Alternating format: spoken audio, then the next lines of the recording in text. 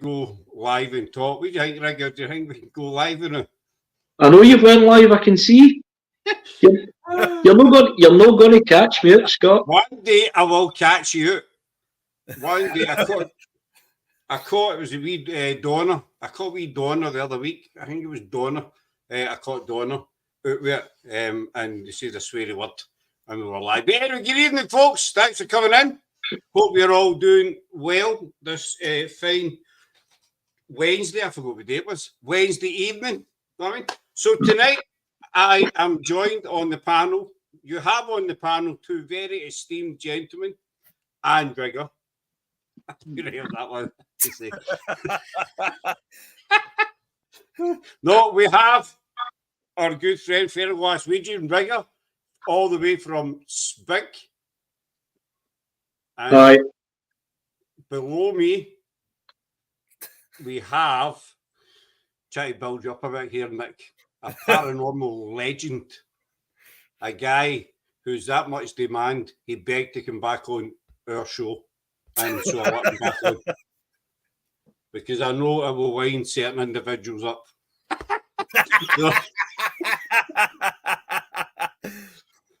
We'll get Nick Mulae back. No, he's doing there. We'll get Nick Mulae back. It's good to be back. Thank you. I know it's your pleasure to be back. It's your honour. I know. You don't need to tell me. So, how are we, James? Well, by the way, folks, tonight we don't have a topic. Again. But we will try and talk paranormal. Maybe. We'll see how it goes. Anyway, how are we, ladies? I'm fine. Been relatively quite quiet. Done a wee few investigations, maybe the past couple of months. Obviously, with the situation with Lindsay, so I've kind of had to make sure that she's fine. So I've kind of put it on hold for a while. No hold as such, but just kind of stepped away. Ever so slightly, just not been as busy with things. We were out on Saturday. That's us for September. Usually we'll do 2 or 3 investigations a month, but just doing the one in September that we've done, and we're not back out now until the 19th of October at the Pearce Institute for our last public investigation of this year. Of the year. There's Laura in. Good evening. Rigga is a gentleman. Well, okay. Even Nick, hope you're well. And hi, Scott. Long time. We've spoken to each other on the day, dear. Well, we our last investigation. We haven't been out since February or something. No, the last time we were out was with yourselves, actually. Mm-hmm. With Perry Pinchers as well. Well, so our last public on the 19th. I think the last time I was on your show, I was saying that we've started doing public for the reason of being we like to get folk that's on the page or further afield in an investigation that they feel safe and they can enjoy it, knowing they're in a safe environment, rather than going somewhere that's abandoned or derelict and things like that, where possibly an injury could be quite high. So that's the reason why we've done it. So that's the last one, the 19th of this month. We'll be looking for next year. And then we are out on the 30th of November with Dark Nights Paranormal at Closeburn Castle, which is a really interesting location. 2 seconds, young man. That's because your average amount of calls to me per day is between 2 and 6. That's not true. That's not true. It's more. 2. It's probably more. Probably more. So we'll come back to you in a second, Rigga. How are you doing, Nick? I've been doing pretty good. I mean, I have been busy myself.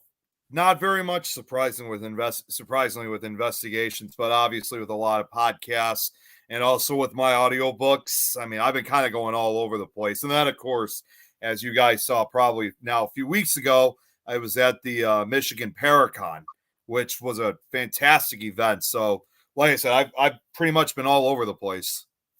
I was watching the show where you jumped in, Lewis's show when you jumped in, you were saying alone. I was kind of winding them up again. I just think you did funny, wind them up.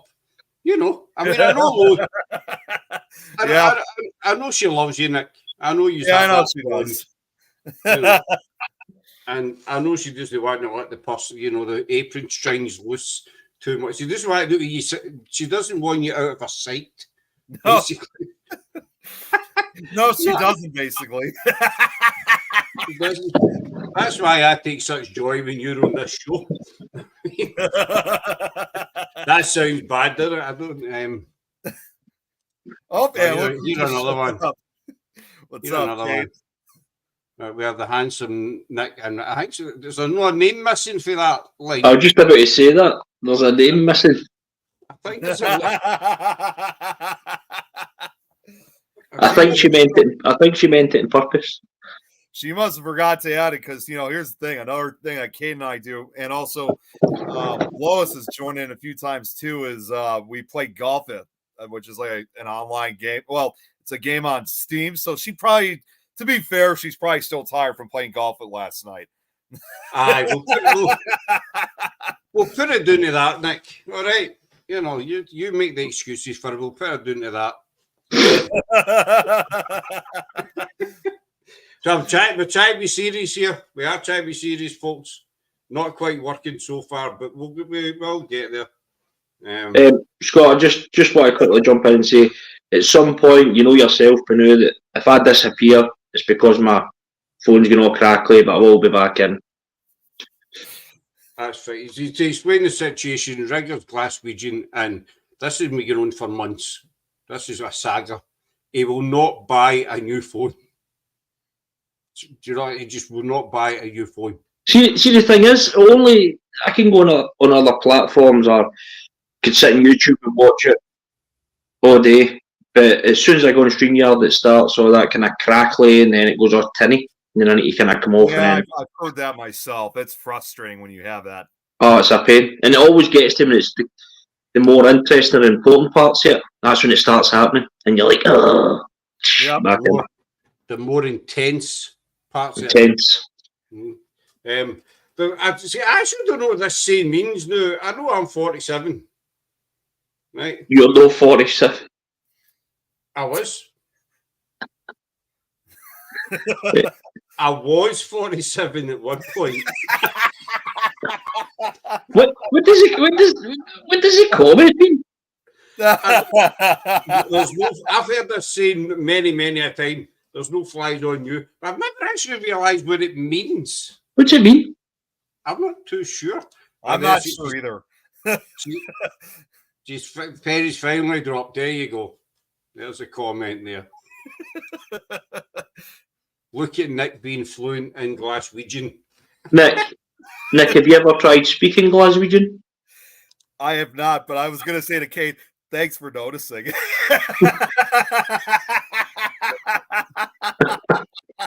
It's actually good that you can understand because we have had some guests on. Oh, that's what it means. Okay. For I don't know, it means someone who's quick to understand things and is not easily fooled. Aha! So I'm a clever one, that is, you mean? Yeah. Like a mini Columbo. I don't know if you remember Columbo. Columbo.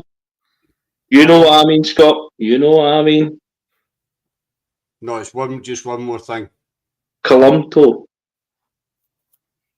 Columbo. Columbo. Big toe. Oh. Right, Nick, I want your opinion on this, right? Yeah. Right. Now, John Azuna said that I look like a big, handsome light bulb, right? Handsome light bulb. Well, I go with the handsome, but I do agree with the handsome, but light bulb, I'm not too sure. Somebody else said I look like a thumb. A thumb? Right? A thumb. Wow. Right? But I've recently been described as looking like a big toe. Okay. That's quite a number of different yeah, you do learn something new every day. That's quite a new way to describe quite a different couple descriptions to make. So I mean, if somebody was, oh, there he goes. Going. Yeah, I'll be back in a second. This is why it's his phone. I haven't already timed him. It's when you make, if you're describing something to authorities, police might say, well, what did the assailant look like? Say, well, it looked like a big toe. They probably would be like thinking themselves, wait, I'm sorry, what? What did you say he looks like? So that's how you describe me to the police if they ever if I ever go missing in the hills. Well, it looks like a big toe with legs. Isn't that right, Rigga? That's very much right. So tell us about your location. What location? The castle location. Oh, Closeburn. Aye, in November. I don't really know too much history on it. The reason being is, I don't know, Scott. I think you're pretty. I know obviously you're parallel in history, but I think you don't. If you're going to go and investigate a location, don't want too much history on it because it can play on the investigation. There might be names that you might find in the history books, and then you think names are coming through and stuff like that. So, I don't really know too much on it. Apart from it's just a big castle, really, and it's 3 floors, and that's pretty much it. I'll be honest, I don't really know too much about it. I don't know really much in the history side of things, when it was when the family had left and then somebody took it over and stuff like that. I don't really know much on it, but we did go. Again, it was with Dark Nights, and we got some good stuff. We were sitting in the lounge area. There was a dungeon, so we split up. I think it was 2 teams of 6, and 6 went down into the dungeon, and we were in the lounge area above, and we were just talking and things like that. We had the spirit box running, I think it was, and then we cut it. Reason being is if we've got the spirit box running or apps or whatever, and they're coming through it, I like to try and take that away. So then they might go, right, well, we can't communicate through this, so there must be some other way that we can communicate. So that's what we've done. Then we chat. I said, can you chat 4 times? And then literally about 3 seconds later, we get 4 chaps on the wall just next door to us. Tried it again, and then we get 4 chaps again. It was dead prominent. It was so clear, and it's a good location. Where we had it from 8 till 2, but on the 30th of November, we've got it from 8 p.m. to 8 a.m. So we've got it for 12 hours. So just, yourself, if you investigate, like you could be in a certain area in that location, and it feels like it's only 10, 15, 20 minutes it's passed, but it's actually been like an hour and a half. So before you know it, you're packing up. So it's good to know that we've got 12 hours. So again, I've not looked too much into the history, because I'm just going to, things I wrote down that's happened. So I'm going to see if I can get into the matches at the next time we go, or maybe some other thing that's advanced, or maybe a different name comes through, and just kind of go for there. And then I might do a wee bit of history on it just to see. Well, would you think, Nick, you've got it, because you've done many an investigation, because you're an old hand at it, not old as in age, but you know what I mean. About if you're going to a new location, do you tend to look up the history of it? Do you kind of look at the basics of it? When it was built, by who, kind of thing. That's just this kind of grassroots, the basics of it. That's actually something I often do a lot of times, which is usually look up the history of locations. Now, I know not everybody always wants to know. So, say for example, if I'm with my crew, or if I'm with another paranormal group, or whatever in the case, I would usually come up with an idea saying, for those of you who want to know the history, you guys could stick around. But if you guys don't want to know anything, and I'm not obviously trying to be rude or anything, saying you guys will have to go to a different room, and that, if you want to know about it later. So I'm usually the one who likes looking up the history, but in a way, I always like to kind of keep the 2 groups separate. Hey, what's up, Mary? So I like to keep the 2 groups separate, so that way I have the group that does want to know about it, while the others would either wait on it or don't want to know anything about it at all. So that's how I usually do it. I think it's good to know the basics I'm trying to think an example. We've not been in a new location in a long time. Let's say Caldwell. Caldwell's an estate in Renfrewshire, which is just outside Glasgow. Dates back to the 1700s. Rigga's been there as well.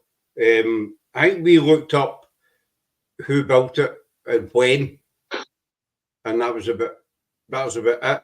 After, we like to know the basics of the history of a location, and it's during the investigation, if you get any names or anything, then like I said, after the investigation, go look them up, see if you can get anything to validate what you've actually picked up. Like Loudon with Dempster and all the rest of it, after we got the names in, we started to the girls started to dig deep into the history, and we found out more about James Dempster, his family, etc. And so it all kind of came again. I think it's a kind of validation, a kind of form of validation as well on an investigation. If you get names and then there's something in black and white to tie that name to that particular location. Because it's always annoyed me when I've watched investigations and teams that'll go to a place and it might say, for instance, a castle, and they'll just stand it and they'll start the investigation. I've always sat there thinking, right, so where are you? Or how old is the place? But they don't tell you where they are. They say this location. But you just want to know where they are, kind of thing. Just a wee tiny bit of background. But I think there's a lot of teams don't look up anything before they go, which is fine. They go in totally blind. But I like to know what how old the location is at least, and maybe who built it, and then take it from there. And if we get any names, as I say, we Caldwell and what have you, then if we can tie it in, which we were able to. So that was quite good. But I'm going to play this clip for you, right? Right. Now, I played this the other night with Charlie was on. I've lost a flip-flop. Give me a minute. Well, don't bend down in front of the screen, Scott. Don't not bend down in front of the screen. I have bottoms on. It would look like you've got a Siamese twin.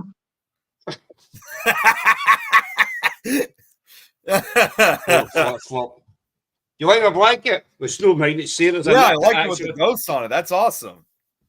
Very nice. You like it? I thought, to be a bit decorative, I couldn't be annoyed putting the backdrop up. To be honest, I could not be annoyed putting it up. And so I thought, I'll just, be a bit culture and that, a bit spookiness. But anyway, I played this clip. I thought we'd lost this clip, but Sarah found it the other night. I played it when Charlie was on. A wee bit of background to it. It was at the Ivy House that we did about a year and a half ago. Now, the Ivy House is just down in Warrington in England, and it's called the Ivy House, called the Screaming House and the Demon House. Story is that there was a doctor lived in the house and he murdered his wife and chopped her up in the bathtub. Wow. But there's no documented evidence to support this. No newspaper stories, nothing. So we don't know whether it's just kind of local stories, a local story that's grew through the years kind of thing. But we couldn't find anything reporting it. And there's been many investigations done there. People have heard dragging sounds, footsteps. A young girl has been heard there saying help, stuff, different bits and pieces. So we did it with Charlie and Rox and Rosine and another few people about a year and a half ago. Now, this wee clip, it's only about 30 seconds long. We had two locked off cameras down the stairs, two big rooms down the stairs. One room had all our stuff in, so we'll call that room A, and the other room is empty, we'll call that room B. So room B, we set up a locked off camera and just left it running. Everybody was up the stairs when these cameras were running. And it wasn't after we reviewed the footage that what we've seen on here. So I'm going to play it, and I want your guys' opinions on it. Sure. All right, and as I say, it's only about 10, 15 seconds. It's not very, very long. So see if I can get it.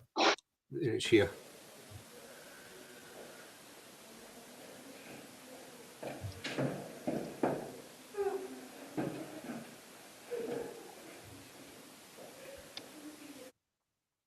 I'll play it again.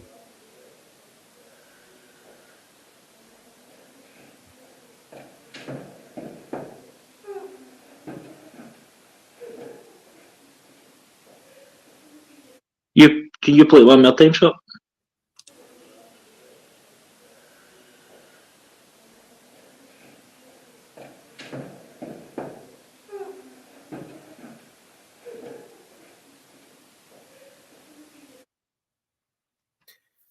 That's really interesting.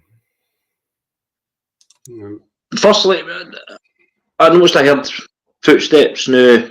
I know you're standing up the stairs, and the footsteps could possibly be one of use. However, the light now, when you look at it, it looks like there's some sort of light on. It's just stationary. But then to me, it sounds like either or like a door creaking, and then the light moves. But when the light moves, it kind of dips and then moves, but it goes black. The light was attached to the camera. Mm-hmm. It was screwed onto the top of the camera. So it's the light that's moved. The light's moved. Now Kate's saying the door shut. Yeah, she said the door shut. To me, it sounds like a door, or it possibly could be because it happens when the light moves. It could be maybe the creak or the squeak for the light moving. Yeah, it's interesting the way how the light kind of moves. I mean, whether or not it's a door or something else, it's interesting how it just like moves past and just almost immediately goes dark right after. It goes dark. But it's when the noise, you hear the noise, like it does sound like a door opening or shutting, the creaking. But it's that happens at the exact same time as light moves. So it's possible that the creaking or the door sounding could be possibly the noise of the light. Obviously, it's sitting on a tripod, I'd imagine. So on a tripod, or is it connected to a... It was the camera was sat on a tripod, a microphone, and the light was screwed on to the microphone, and the light was screwed onto it. It was all one solid thing, and it was sat on the tripod. Kate's saying sounds like a door or a light bulb. There wasn't any light bulbs in there. Can you play it again, Scott, if you don't mind? I just want to see the light.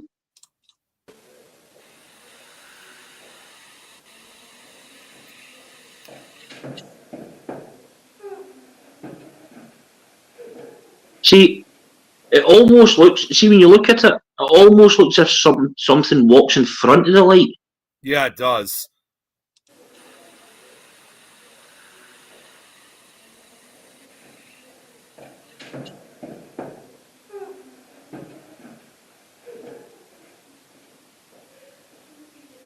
But it's the thing is as well. You've got my mind going here, Scott. So you know I'm not going to shut up. The thing is, see when the light. Now, if it was a light that it twisted, say right, or it's twisted right, you would still see some sort of reflection from the light in that room, even though it's not facing on that wall.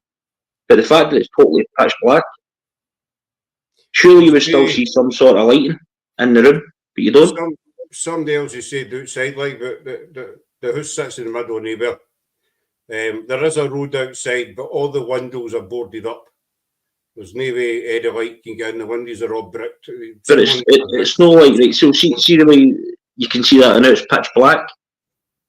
It's not. You can see that there's a light, some sort of light reflection on that wall, and you said you reckon it's possibly a light on top of the camera.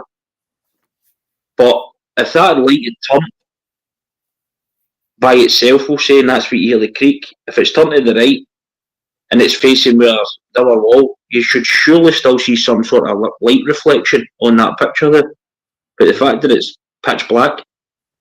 Kate's saying my bet the door was open all night. The door never shut. So we were up the stairs, So everybody was accounted for. Is it? If it's the door, that's a thing as well. Kate was saying, if that light's there, and if that door's been opened, is it possible that it's the door that's shut, which is blocking the light? It's causing the light to fade. The door, the camera was over in the opposite corner for the door, and it Mm-hmm. was pointing towards the wall. It wasn't pointing towards the door. It was pointed at that tripod, at that K2 meter, which was on top of a fireplace, which was pointed the opposite side of the door. But the camera was in that room. It wasn't sitting in the hallway or anything. The camera was in the camera never moved on it. The camera was sitting in the corner in the room. Could have been closed and then open before you guys. They couldn't knock it because there was nobody else in the house, and it's old-fashioned big sort of wooden doors. So there wasn't any drafts either, because there's no way air can get in. We get in through the back end of it, through what used to be the kitchen. So there's no drafts or nothing in down the stairs. So all the windows were boarded up, the doors bricked up. So there's no way the door could have closed and then opened again. And it wouldn't be. I'm just trying to get explanations here. I don't feel like I'm coming across trying to shoot. But could it possibly be that maybe the light that you were using ran out of battery, ran out of charge? No, because it was on when we went back down the stairs. Right. The light. But in saying that, if it ran out of charge, it wouldn't cast a light when it looks like it's moving. It would automatically obviously just blink. It'd just blink out. No, it was on when we went back down the stairs. The spirit closed the door. Possibly, Kate, I see we were all up the stairs, so we didn't witness it. We didn't witness that happening. And seen pretty exciting. Just lost Rigga again. Right, it's gone away. It sounded almost frustrated and frantic. Very, very quick. It was very quick. We have a theory that I spoke to Charlie about. I'll wait till Rigga pops back up. But it's just one of these bits of footage that you don't expect to get. Something weird happened with the camera in the other room, which I'll explain to you. Oh, here he is. He's back again. Our theory on this footage is that there have been reports there's been a little girl heard many a time in the house. The footsteps, to us, it sounds like, the old kind of fashion school shoes you used to get with the wooden heels. Yeah. So saying the camera was on a tripod and a square light screw. When we went back down, the camera, it never moved on it. It was sitting in the exact same position. So it looks like, so I've got one of these lights here, right? I don't want to blind you. One of the, it's like a square light. Right, so if it's like this, right, and then it's moved, obviously it's going to, as you can see, I'll try and make a better thing here. So obviously it's moving like that. So it's possible it's spent, but try and get some sort of darkness, because what I mean is, if the camera had spent, right, or the light had spent by itself, we'll say, and how dark that room is, if that had spent, it's just strange because the room goes into complete darkness. But if it was to spin on another wall, because the room's that dark, you would still see some sort of light coming from somewhere. But the fact that it just goes completely black. And it's screwed on tight to the camera, so for the light to move, somebody would have to physically unscrew it and move the light. Mm-hmm. And if somebody was doing that, then the camera would move. It would take. Is it possible? It would take a lot of time and effort to do that. Mm-hmm. Is it possible that the camera's also in the room, as you're saying, with the light on, the door has opened and you hear the door opening, and the door's actually covered the light, essentially, which because it does look as if something's passing it. Is it maybe that's possibly the door and it's just causing like a blackout effect? The door has opened. As Kate says, did the spirit move it?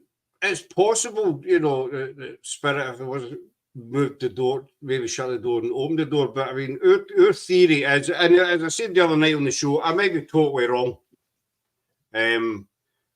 the footsteps sounds like a pair of old kind of school shoes you used to get. I don't know if you get them over there or no, Nick, but they sort of thick wooden, like clog kind of things. And it sounds to me like this wee girl's came into the room. I would say the sounds her, she's between kind of 12, 15 years of age.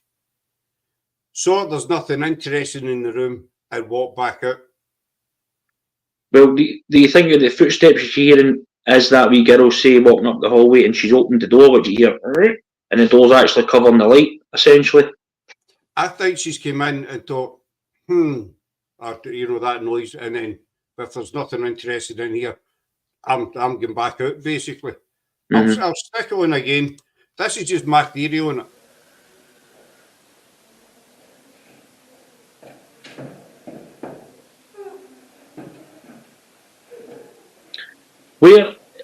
See, when you're looking at that, where is the door? When you're looking at that, when you're looking at the picture, the door's over in the far right-hand corner. On the opposite side to that fireplace. I know it was a while back. When you open the door, what way does the door open? Does it open in onto the left or open in onto the right?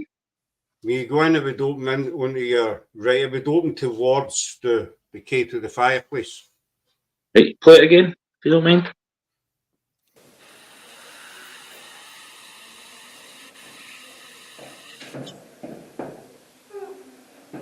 Looks like it moves to the right, like from a point of... The reason I ask this is because when you also for that picture to the right's the door, then if the door opens up into the right into the room, then it wouldn't cover the it wouldn't cover the light. Obviously the light's out the left of the door. So it wouldn't have been the door that's covered it, I wouldn't imagine. So I don't know. Can you see that wee arrow on the screen? Arrow? Where exactly is that? So you've got the fireplace there. I've got my wee arrow. No, you can't see. So you've got the fireplace there. Mm-hmm. The right-hand side of the fireplace. Come back. That's where the door is. Back in that corner, opposite that fireplace, over to the right. What follows after this does the light. The light was on when we came back down the stairs. We went out of the room to check the camera, and it was still running, and the light was on. It hadn't moved any. Morning, Robert. Hey, Robert. Walks in, takes it, then leaves. I think that's a little girl, and she's came in. That could be the case. Now that I think about it, maybe she was taking the light for energy. And there's nothing interesting in there for her, so she's been back out, and that's where the noise is. That's my theory on it. I mean, nonetheless, it's definitely a compelling piece of footage. It's a very interesting take on what's captured.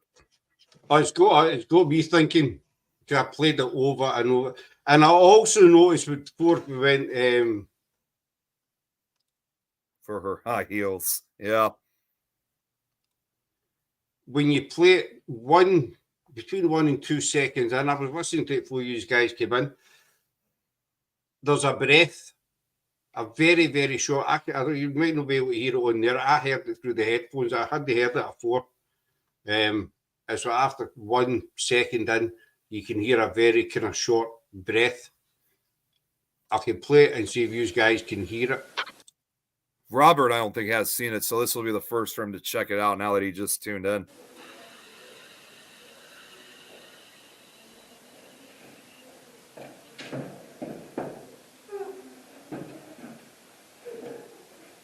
Robert, like a sigh. To me, that's what that noise is. I heard it as well.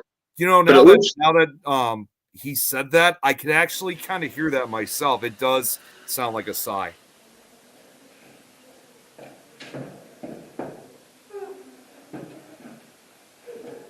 See, with the footsteps as well, now you hear the footsteps coming up, the light moving, we'll say.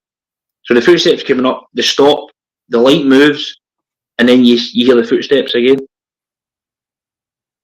There's like a break that comes up, duk, duk, duk, light moves, duk, duk, duk.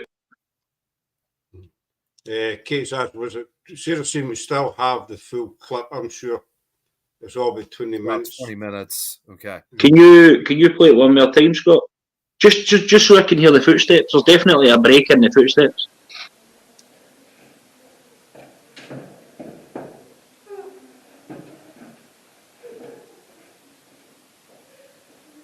Aye, comes up, stops, movement, and then you hear the footsteps again.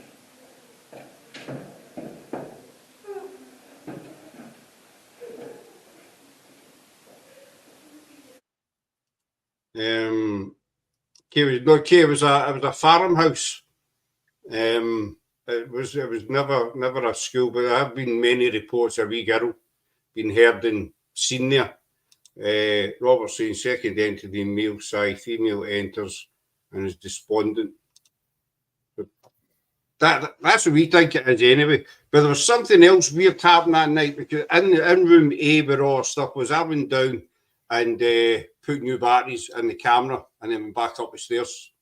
I came down we all came down about 10 minutes later, and the camera in room A was totally dead. And the light was dead as well. We were standing in the room and the camera came back to life with a full battery and the light came back on. No, I don't find if it's something like that's happened to you guys. I spoke to GSI about it because they've done the Ivy House a few times. I told Dame what it is. He said, I don't know, we can't explain that. So the battery was totally dead when we came down. And you're literally 10 minutes I'd been doing, he changed it, we went up the stairs and we went, right, that's us doing the stair. And I says to her, I just put a battery in that. I was just doing it 10 minutes ago. And then it burst back into life. I know there's, again, I'm going to sound like I'm forgetting. I know those cameras, if they're not getting used, they'll automatically just go into sleep mode until they get some sort of motion or a touch, and then they'll come back on. I know there is cameras like that do that. It must be like a battery saving thing. The only way with the cameras, the way they'll stay on is if it's like constant recording or whatever. But if they're on or whatever, I think after so long they cut themselves off until they feel some sort of motion. Possibly it could be one of the cameras. I've never experienced anything like that, the cameras, but I'm just trying to think of a logical. Well, I mean, if there is a logical explanation for it, then fair enough.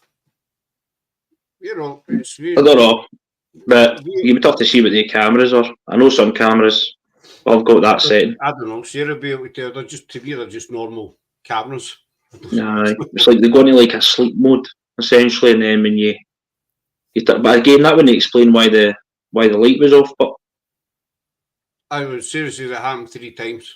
I wouldn't explain why, because I'd imagine was it a light connect, like a separate light. Aye, see the wee square lights we've got. So I don't know why that would go off and then come back on same time as the camera. I don't know. Any ideas, Nick? Just try to pick your brains. It's a little bit hard to say. I mean, in regards with the light. In fact, I just saw what Kate said. It almost sounds like the tripod rocks, like it's been hit, instead of thinking it's footsteps. And now she said that too. That it does kind of in a way make sense. It's a little bit hard to say, at least from my opinion. But it does sound like as if the tripod definitely is not necessarily moving, but definitely maybe having some kind of, for lack of a better term, kind of like a vibrate type sound or whatever, or a trembling type sound, I guess, if that makes any sense. No, it does. That was one of my thoughts as well. But then if you watch the film, the camera doesn't move. So if the tripod dropped or was bumped, you would see it. Obviously the camera's screwed onto the tripod, and there's no. It's perfectly still.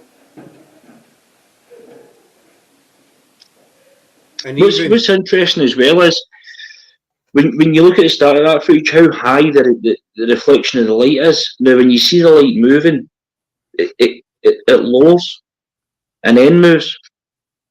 rather than being the same height and then moving, it moves, but it slightly kind of dips. Kate's working. The fireplace is sealed as well, though. Everything's bricked up in there. I don't know why, but the whole lot's. Can you play that again, Scott? Just to see that light, just so as I know.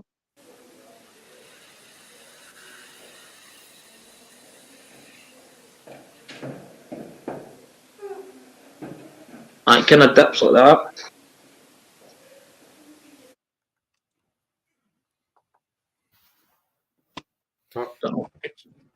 I'll send the clip to you and you can watch it there, at your leisure. But I just wanted your opinion on it. I thought we'd lost it actually, but Sarah found it the other night, and I thought that's that wee clip because we watched it over and over again, and we double checked that everybody's we were all up the stairs. Everybody was accounted for. There was nobody down that stairs, and there was. I love it when you get bits of footage like that, and it racks your brain, and you're like, that's just really fascinating. As if the camera light goes off, and it's another light that goes across the wall. That's true, but see, there's no outside source of light because it's all the windows are all bricked up. Because obviously over the years people have been getting in and wrecking the place basically. So there's no way. When you get a minute, if you send me it, because I'll watch it a good few times just to see if I can try and figure it. But again, it's when you get that bit of footage and it's your mind goes 100 miles an hour and you're like, I can't explain this. And yep. It's but then there's nothing worse when you debunk it and you're like, oh.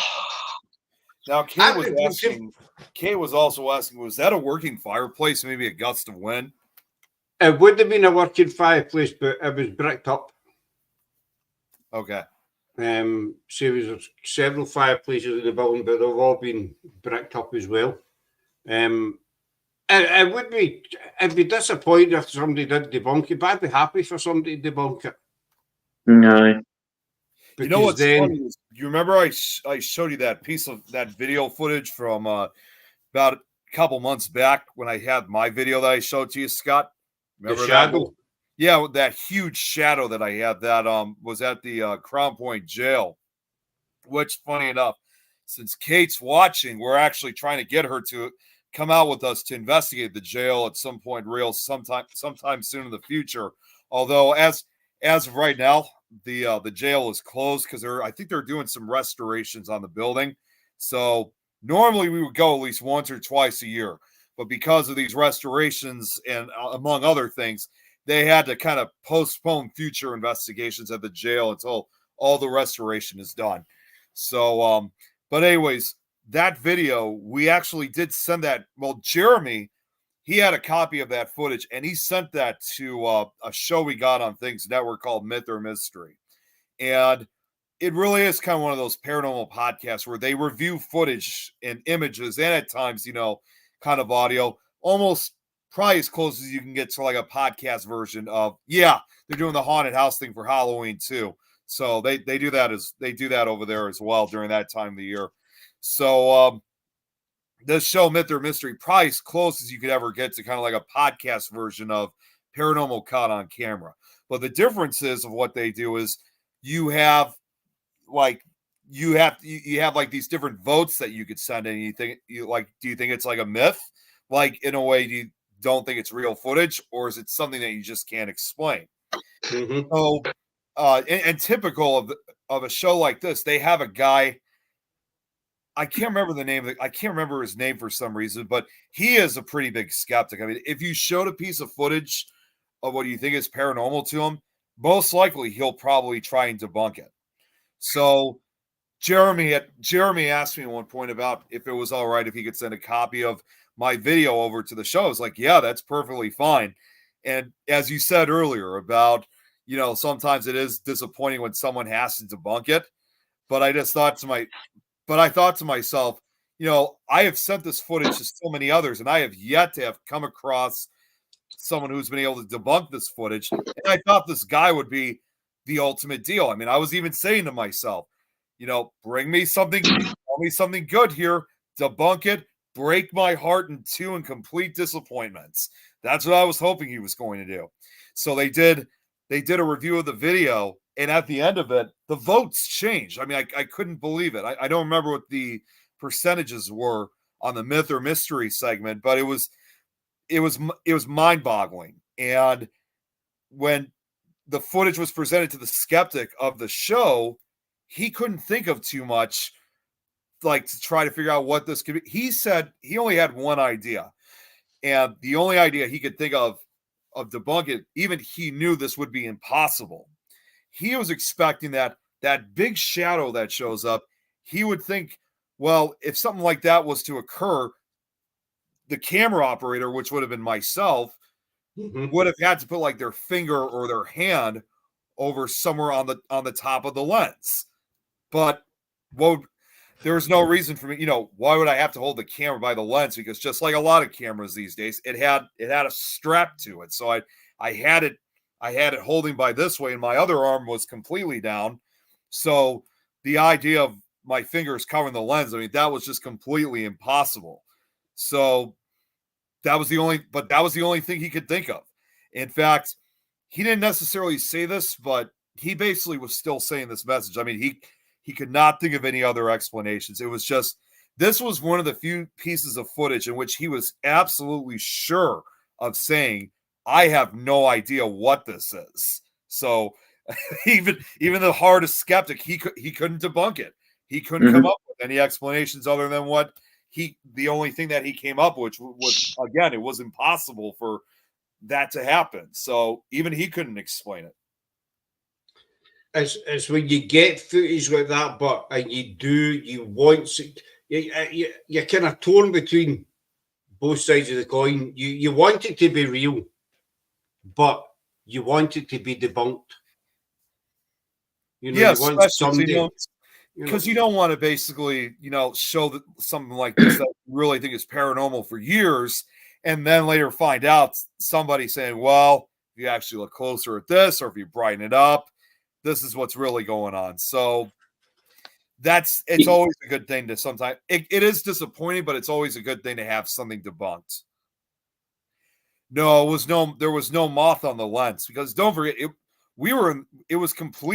was pitch black in that room. It was dark. So there was no reason for any moths or any type of, insects to get on the lens unless there was some kind of light, which I had no light on my camera. I mean, that bit of footage that we've got, we've said in many a show, and a lot of people say that sometimes spirit will know you get spirits that are still kind of shy, still kind of wary of people being around and what have you. So another thought came out in my head was, if that is a little girl, she would know that everybody was up the stairs. So has that made her come in for a wee look? Because there's nobody there. Because the rest of the night, apart from the camera going off and on, battery-wise, we never get anything down the stairs. Scott, would you excuse me just for a second? Because Kate says she wants you to show the footage. I actually have the camera nearby, so I'll be back. That's fine, but that's fine. Yeah, I'll be back. I can't imagine seeing dark with dark figures. My mind. But do you know what I mean? In that case, this wee girl's seen, well, everybody's up the stairs, so I'm going to go in for a wee look. I believe we've come across it as well. Whether that's what we ourselves are just SPIG. Like, if you're getting slight activity, and again, you know me, I'll go 100 mile an hour, just brain going, like the rest is.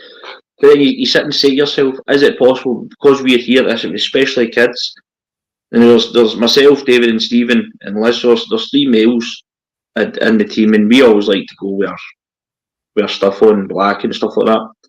I'd imagine if there is a young kid there, they'd feel quite intimidated with 3 men there standing, asking these questions and things like that. That's how sometimes we'll maybe leave that area, maybe leave like a wee Teddy or whatever, or Liz will step in and she'll kind of lower herself and speak. Sometimes you get that communication, but we're a kid. really any spirits. They might just feel more comfortable just not put in that spot, just left to when they're ready. And that could be what's happened. As you said, you went up the stairs, and then this possible child then went, "Oh, I'm going to go and see where they're actually up to." Case, but obviously, you're giving them a small gift, got a bracelet or something, offerings as opposed to help communication. It's interesting, Kate says that, because Rigga, you know, we did it Loudon with the train and the doll. Mm-hmm. I don't know if Kate knows it, two Christmases, no Christmas Eve, Christmas before. Craig and I took a wee toy train and a wee kind of angel doll thing up to Loudon, and we left it. And we says, you know, this is for the kids. It's Christmas time. Happy Christmas. We thought we'd bring these for the kids. We went back, I think it was the first week in January, and we did it as a live, and we did investigate, and we says, can you tell me the gifts that we left for the children when we were here? And we got the words. And I said the regular thing is, because I sent the stuff to you, and we get back doll and toy train. Queer as a bell. And that's exactly what we left. It's just when Kate says that. So it does help. Last Christmas Day, we took up marbles. It was Sarah's idea to take marbles, because that's kind of something they would have had round about that time as well. And we did another investigation with Rosie Carter was there. And we asked, can you tell us what we left for the kids? And we got back marbles. I think we got it back twice. We got the word marbles back twice. So we've been quite lucky that way. Robert's saying, to me, the female soundless, you come in, found chores not done, that type of noise is made by my wife, but when something she's asked to be done hasn't been done. I was disappointed. I don't think we were back at the location, Kate. It's a few hours travel. We were there about a year past in March, we were there. And since then, I was talking to Charlie about it the other night. Since then, the building's kind of deteriorated quite badly. So it's really, really no safe. Hi, Lynn Dong. Okay, Nick, you got your footage and we'll I'm still getting it right now. Give me just another minute here. Sorry, guys. No, I know we're on a time schedule here, Nick. A time schedule.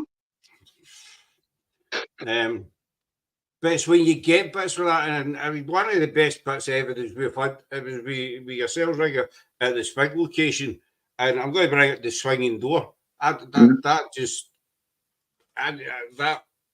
have any words for that. No. You know, that was just. It never happened before, and it never happened since. And I think that might have been your first time there. Was that first time? So again, it's possible that maybe because the spirits have been recognising us and here they're back again, one of the ones, and then they've seen new faces, they've went, oh, there's some new people, and then you get the door. And again, we've sat endlessly trying to get through it. Even you have together. We tried to debunk it there that night. I've sent it to other people, and there's no explanation apart from some will say it was the hinge on the door, right? And I'll show them the footage, and you can see that the hinge is clearly through, and you need to push the door up to loosen the latch and things like that. But it's never happened since. But that was crazy. Just things like that, man. It just makes investigations just that bit special. You know what I mean? It just makes it that when your mind starts going, there's no explanation, and the excitement factor raises. And when I come see when things like that happen, Lindsay will tell you. Doesn't matter if I come home at 3, 4, 5 in the morning. I'll wake Lindsay up and I'll show her the footage. But she doesn't moan about it because she knows how excited I'm about things like this.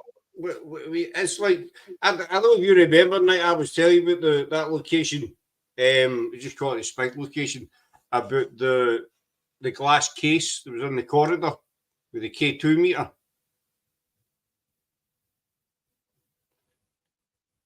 I think he's away in another wee world. I don't know if he's listening, is he? No. He's muted. Why is he muted? Why is Nick? Can he hear you? I've not muted him. I don't know why. But no, it just makes it that bit special. But what also makes it interesting is you obviously get your critics and your doubters and that and stuff like that. So that's what comes with it. But when you know that you've tried to debunk it and things like that, but aye.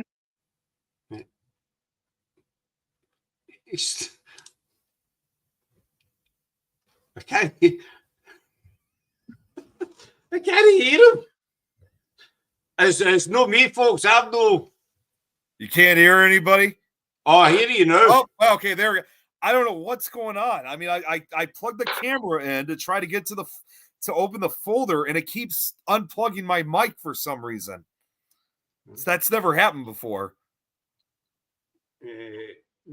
Casey, what are people from the future time hopping and they're opening doors to the past and trying to find a specific time and place, hence the frustrated tut? I'm going to try this I'm going to try this one final time. So if I do get muted again, I apologize for it, but I'm going to try this one final time. I don't know what's going on. That Kate's getting all scientific now, and I don't do science. No. Nick is just laughing away now. As I was saying, Nick, do you remember me telling you about the SPIG location with the cabinet, with the objects in it, and every time we put the K2 on it, it went nuts?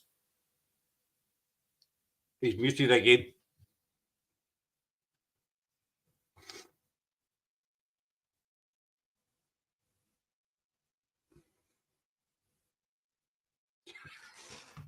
I don't know what he's done.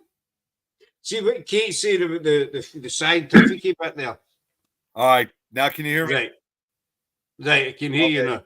I'm just going to have to, if I'm going to show the footage, I'm just going to have to show it somewhere else because I'm not sure what's going on with the camera. Maybe it's worth asking investigations. Are you from the future? That's interesting because I've seen it before. We did Loudon and we get asked, are you ghosts? Rosie was there and we got asked, are you ghosts? Which we thought was a really weird question to get asked and to use the word ghost as well. I think it's always important. Oh, sorry, Scott, when you go. Well, we were wondering who's asking, is somebody investigating us? Because they can do quite clear, are you ghosts? Well, is somebody investigating us? So, I can't think who it was. I think it was maybe the island, and they started to get all scientific about time, parallel universes and time and all that. The stuff I don't have a clue about, basically. You know what I mean? I'll try again. Nick, do you remember when I was I think it was the last show of the show before I was telling you about the SPIG location? There was a glass kind of case with objects in it, and every time we put the K2 on it, it went nuts. Yeah, I do. I definitely remember that one. Yep. Well, Rigga, he knows the location. He knows the case I'm talking about. Right, it's got like relics and stuff like that, dated way back. What's strange is, run about that case, or maybe I'd say maybe 2 foot before it and 2 foot after it. 80%, you always get a strong smell of perfume, and it comes as quick as it goes, and it's only there you get it, and then that's where you get the K2, and it fully spikes. The K2 will fully spike, and as soon as you take that off the case, it'll flatline. As soon as you put it on the case, it'll fully spike. We've tested it, see if there's wires. There's absolutely nothing there. You could put it up against the walls and you'll not get a spike, but as soon as you put it on that case, you get a spike, which is interesting. And it's always been the case, pardon the pun. I can't explain it. It just every time. I was trying with different meters as well, and different meters do the exact same thing. They go nuts. I don't know if it's something to do with what's in the case without saying too much, but it's a lot of relics, things that date way back that means a lot to certain individuals and stuff like that. So I don't know, maybe if there's a connection there that's causing that spike. Maybe that's or the energy's there. I don't know. Yeah, keep saying, what if it's another version of the investigation from another dimension, asking themselves in this dimension if they're ghosts? Well, that's what we get asked. So we'd never been asked it at all before, especially that location or anywhere, and we get asked that particular night, and it kind of stuck in my mind. See, I think it's important investigations as well, like to give the spirits the opportunity to ask us questions, like when you get asked to use ghosts. I think it's important to try and get spirits to ask us rather than us just constantly asking them questions and try to get information. I think it's an important part of it, try to encourage them to ask us questions, whether that's we can do it through an EVP, whether that's we can do it through a spirit box or whatever device. But I think it's important to try and get them to ask us, because there might be something there that want to ask us. They might recognise that the time has moved, or as I was saying, they might be for the future. We don't know, but I think it's important to get things like that. And then back to what you were saying there, Scott, about you get asked what you ghost. That itself's interesting. See, so it's a question I've asked sometimes on the page, who's visiting who? Like say, I mean, obviously over your end, Nick, you've got old prisons and stuff like that. And when, if you get in say, an abandoned prison, and you are getting intelligent responses for, a spirit, is that spirit seeing you in the prison at the present day, or is that spirit seeing you in their prison when they were there? So are we visiting them, or are they visiting us? That's a really good question, actually, because it's funny. It's funny you brought that up because I actually was talking yesterday with an investigator about this. I mean, like in this case, when it comes to prisons, for example, over here in about an hour, well, maybe about an hour, maybe an hour and a half from where I live, we do have an active maximum security prison here it's one of the biggest ones in the state of Illinois. It's called it's known as Statesville Prison. Kate probably may have heard of this one because she might be actually a little bit closer because it's in the town of I know she lives in Naperville, but it's not far. It's in the town of Crestville. Crest Hill. Now, the prison itself is actually a historic prison. Next year, in fact, it's going to be turning 100 years old. It was built in 1925. So I often wonder when it comes to the 100 years that it's been in operation to this very day, if any inmates, like spirits of inmates that had died in this prison as well, and there had been Statesville, surprisingly, even during its days, we no longer have the death penalty here in Illinois. The death penalty was abolished back in 2011.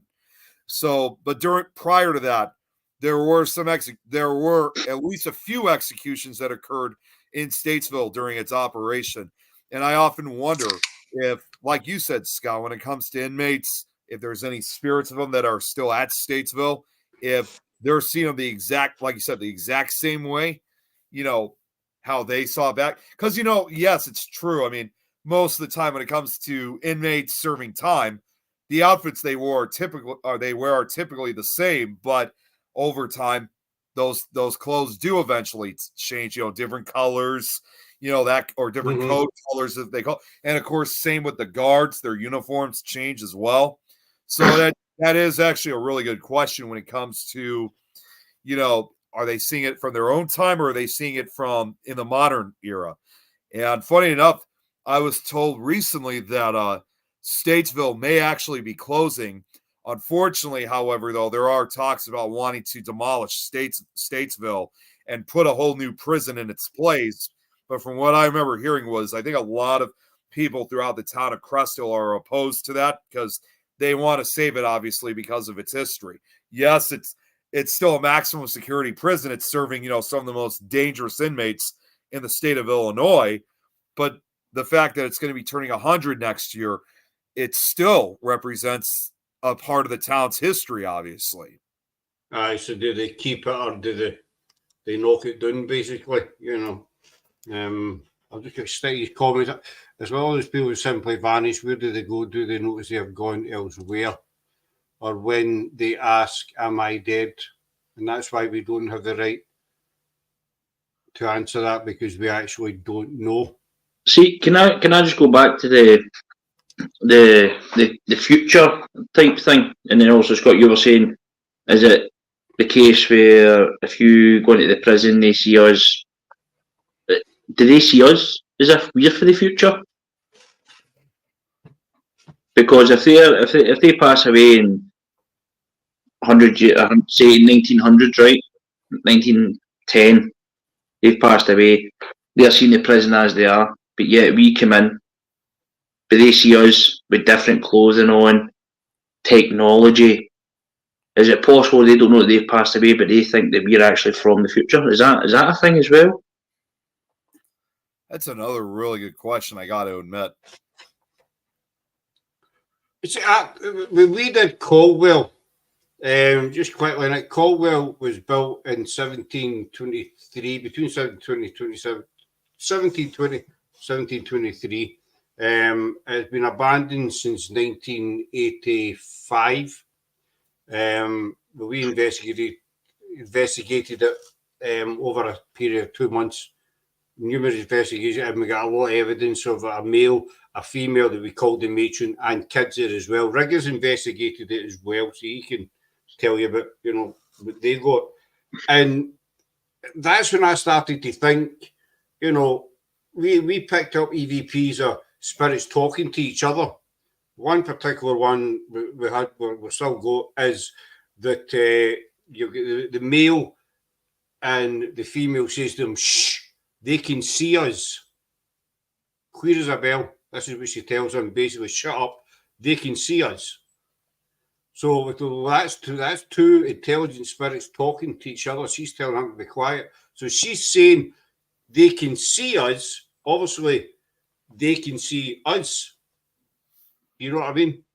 So Are they seeing us standing in their home or their place of work? Or are they seeing us standing in this old abandoned building? Mm-hmm. That makes sense. I'm confused. No, this definitely does make sense. But again, that's what comes with the paranormal. It's you're trying to put that jigsaw together.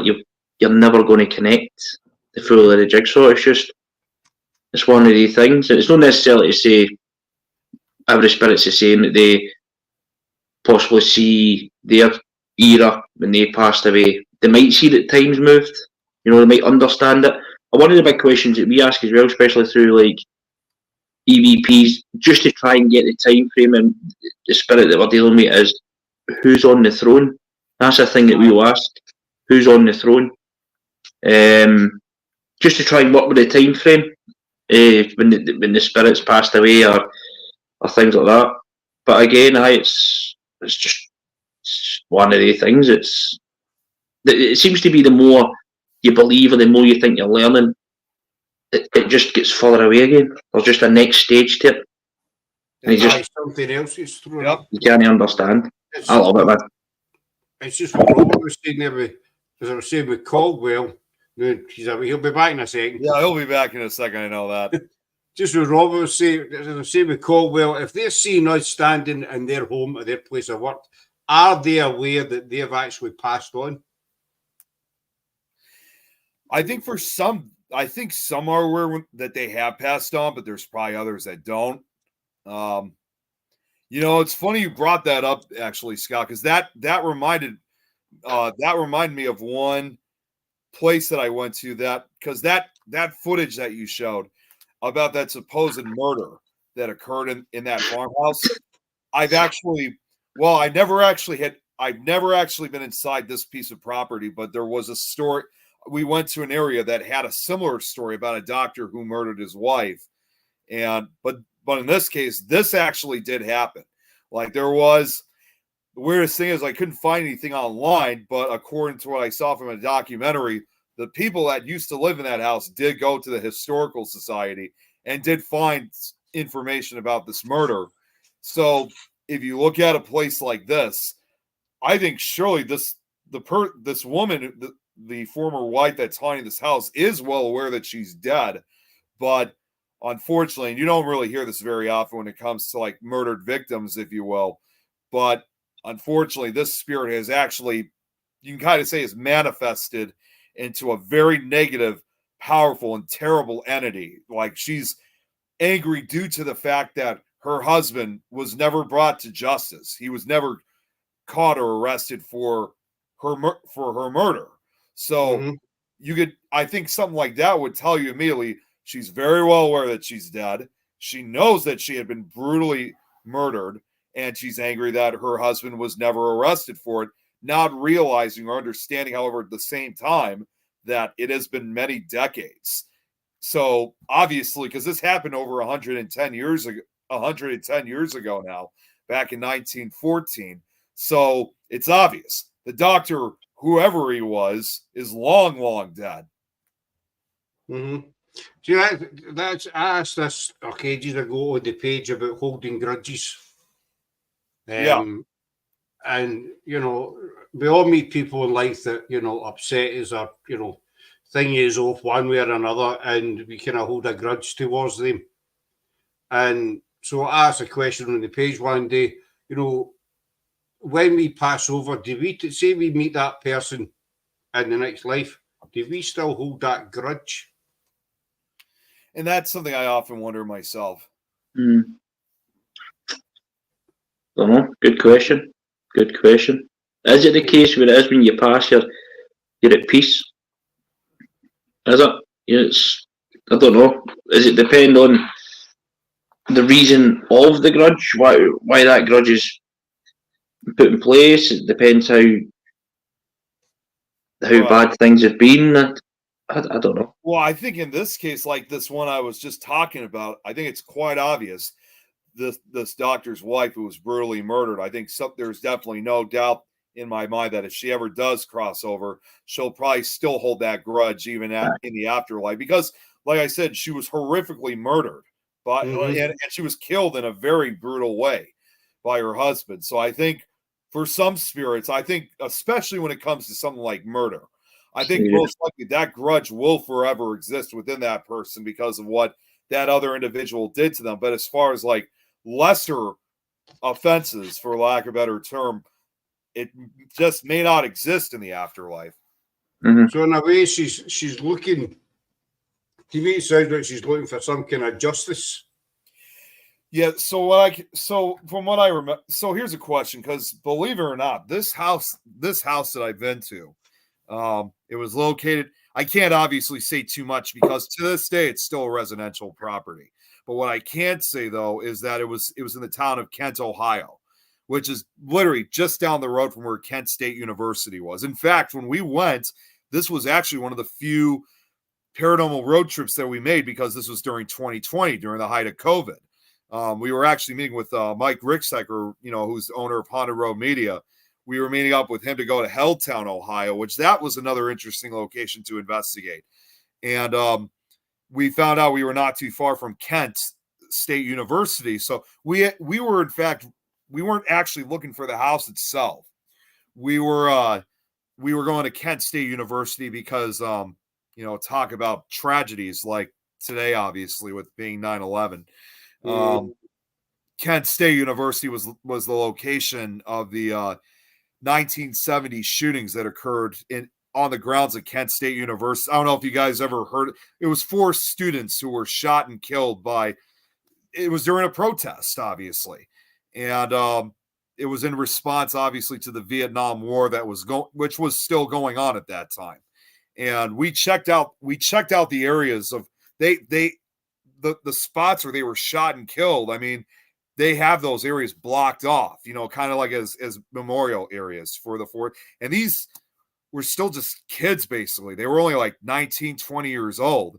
If you guys have ever heard that song by Crosby, Stills, and Nash, 4 Dead in Ohio, that's where that song originated from that tragedy. It was literally recorded a few days later after the shooting of these 4 college students. So we were going over there because obviously it was an active college. We weren't having the intention whatsoever to do an actual investigation. We just thought, you know what, we could visit there, pay the ultimate respect, but it just doesn't seem right to do an investigation, especially if there was a school day going on. So we just went just for just to give the ultimate respect. And then when we found out where we were next after we left KSU, we were on a road that was called this house. Going back to this house, do you guys remember the show Paranormal Witness, right? Did you guys know? Aye. Okay, so that leads me to my next question. You guys remember there was an episode that was called Nightmare on Chestnut Street? You guys remember that one? Is that Nick Groff? No. This was not an investigation show. It was like one of the last paranormal shows where everybody sat down and told their stories, and it was told through reenactments and whatnot. It's on Prime. I've probably seen it. Rigga, you're thinking of Paranormal Lockdown, but Paranormal Witness, you can still get on. It's still on Prime. Well, Paranormal Witness, it did partially run around the same time that Paranormal Lockdown kind of began. It ran between 2011 and 2016. It ran for 5 seasons. For whatever reason, they never made the announcement if they were going to renew it or not. It just stopped, unfortunately. But the episode Nightmare on Chestnut Street, it was the second episode of the 4th season.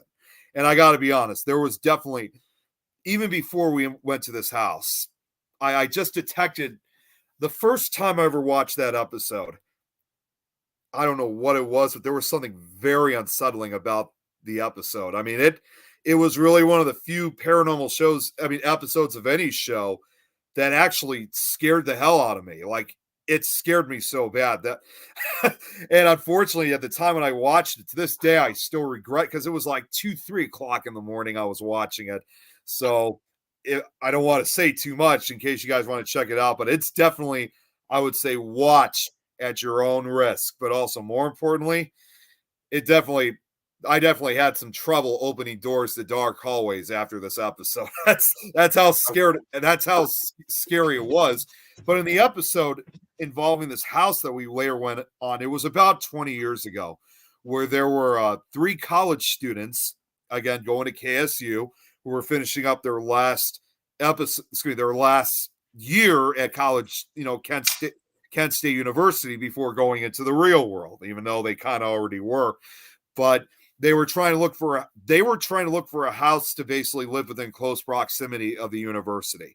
And they found this old house, and there was nothing really out of the ordinary, although they did find a lock in the attic, which they thought, well, they probably put that there because there's probably a lot of crazy college students, or it's not a rough area at the same time, like when I went there.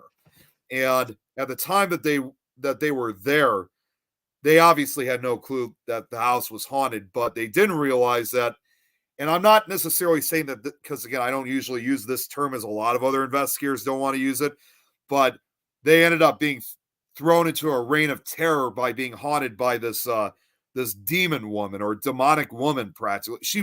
She was not really a demon to begin with. I think, honestly, if she was truly appearing like that, I think spirits do have the ability to shapeshift at times. So perhaps this was probably her way of probably just presenting a much more frightful appearance, to scare these kids. And unfortunately, it tore them apart during the time that they were there. I mean, it created a lot of long-term damage between these 3 students. I mean, it got so bad that they ended up, one by one, they had to move out of that house. There was a 4th student that was involved, I later found out, but she did not even want to be part of this episode of Paranormal Witness. So she refused to even talk about what happened in this house. But from what I remember, from what these students found, because they eventually went to the Historical Society, and what I found was that house is one of the oldest houses in the town of Kent. It's in fact almost a 200-year-old house. It was originally built back, I believe, in 1825. Strangely enough, most of its history was normal, but it really wasn't until about almost 100 years later, that truly a horrific crime and terrible tragedy and crime occurred within the walls of that house. So as I remember hearing from the story, was that, like I said, now 110 years ago now, there was a doctor who lived in that house with his wife. Unfortunately, over the years, their marriage broke down. She became unfaithful to him. So obviously she had an affair. And then one night in 1914, the doctor discovered and learned about the affair. And when he did, he just completely lost his mind. He then grabbed either like a knife or a scalpel or some other type of sharp object, chased his obviously shocked and terrified wife up into the attic. He then locked the door so that she couldn't run away or escape. Now, not to get too brutal, but it does get a little bit very disturbing afterwards. He attacked her, beat her, hit her, cut her, stabbed her, slashed at her, mutilated her face, and then eventually he killed her. And like I said, the doctor was never caught for her murder. So it's obvious that this woman who was brutally murdered, like I said before, is seeking justice, but in a way, or maybe she does know that the doctor is long dead as well, but she's taking her anger out for any. It's kind of like a grudge in of itself. It's like she'll attack anyone that, like anybody that walks into the threshold of her old house. Like that's how bad she is.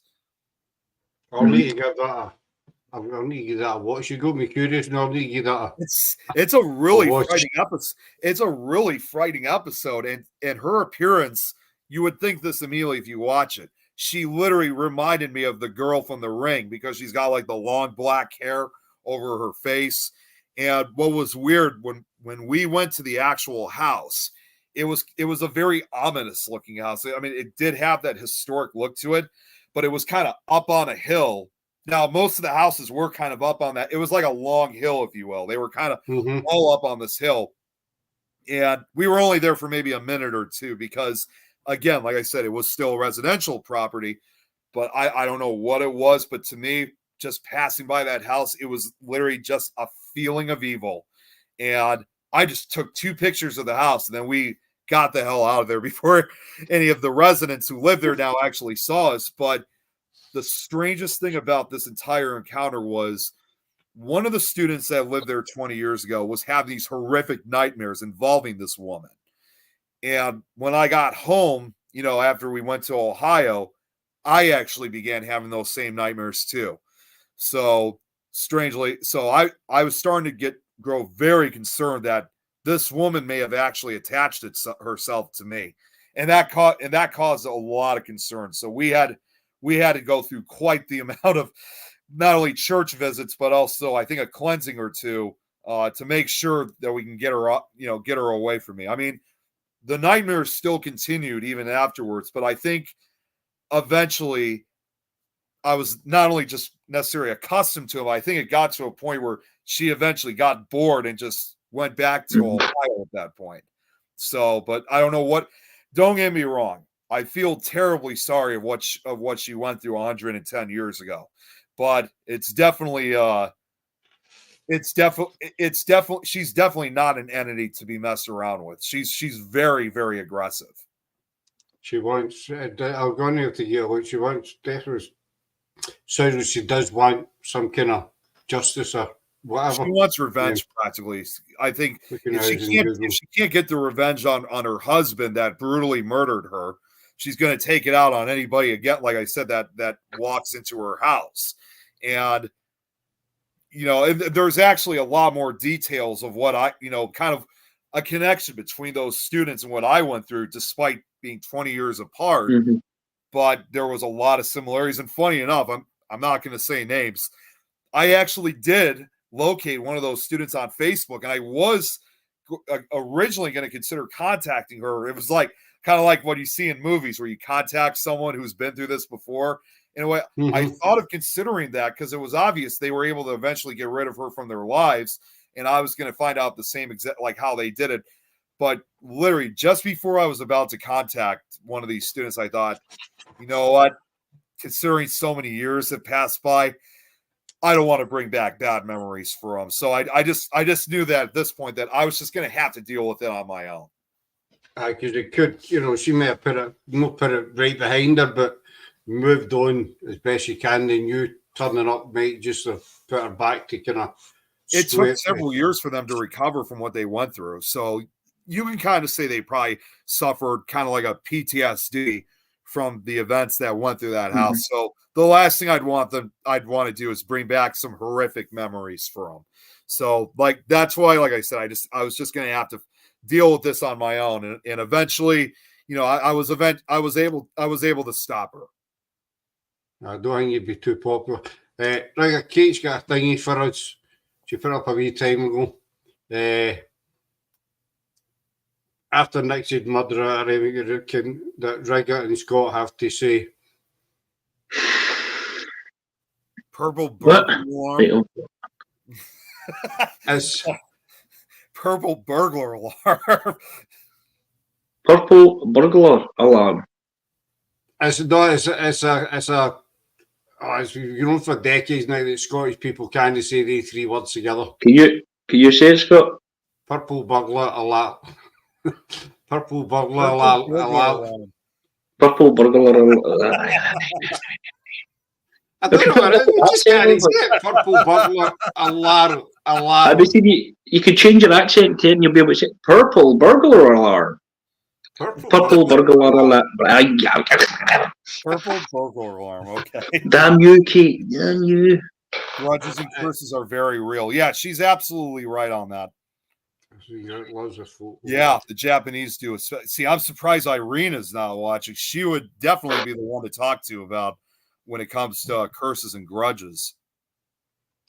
But it's just one of, you know, it's one of the many questions. I mean, I get these random questions, you know, pop into my head every now and again. And that was one, you know, do we still hold a grudge? You know, are we visiting them, they visit? Another one that popped into my head, and it might sound absolutely nuts, but it's just some of the things that pop up is, you know, when we, in this life, we've got a body, we lift up our hands, we can see our hands. When we pass on, we leave the body behind. So, you know, in the next life, you know, we're standing there. If we lift up what we think are our hands, what do we actually see? Do you see a set of hands? Does that make sense? I think perhaps in a way you do. I mean, maybe there's some way that you can kind of visualize how you want to be seen after death. It's just it might sound a really daft question, you know, a really stupid question. This is the things that happen, but this is it. See, when you think of things like this, it is important because you can take the questions or thoughts to investigations, and you can ask these things. I think James gave us an insight. Another one I thought of, this was ages ago, I thought of this, but I'll let your answer on this. I just noticed we've been on for nearly an hour and a half. Before we wind up, is that when we dream, it might be like that. Well, that's true. It is in a way, yeah. Yeah, very much like that. I mean, as what was his name? Edgar Allan Poe once said, those little sleep, those little slices of death, how I despise them. Yeah. Yeah, I remember Edgar Allan Poe did write up.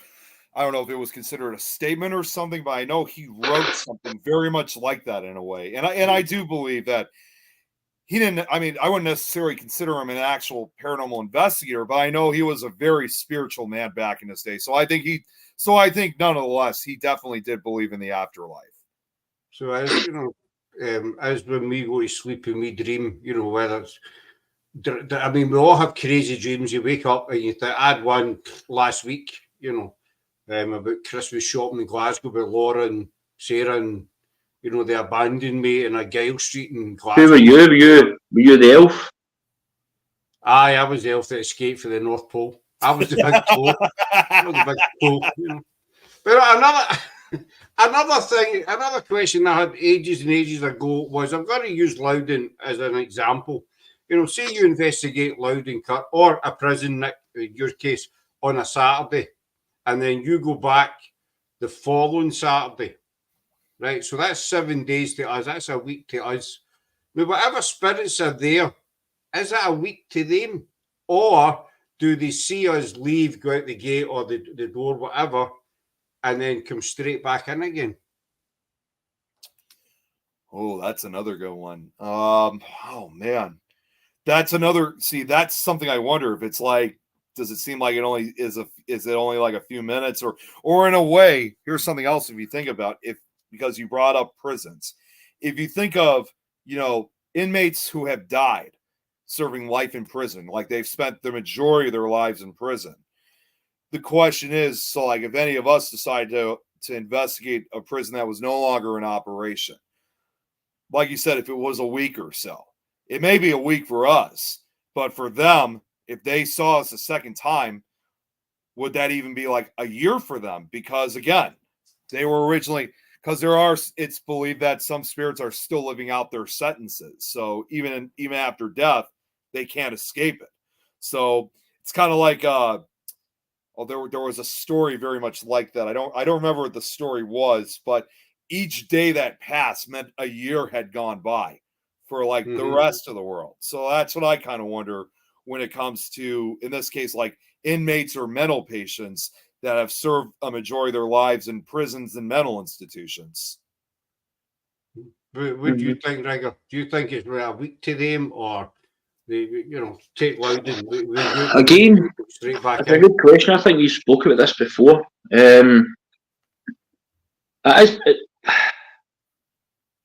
It's possible. I think I'm just going to use the SPIG location. It's not really to do with days, I reckon, but I think like 7 days of that. But I think when you go certain days to certain locations, so we usually go to SPIG location quite a lot on a Saturday. And we believe we usually tend to get the main spirit, Edward, which you've seen yourself, Scott. You've heard them.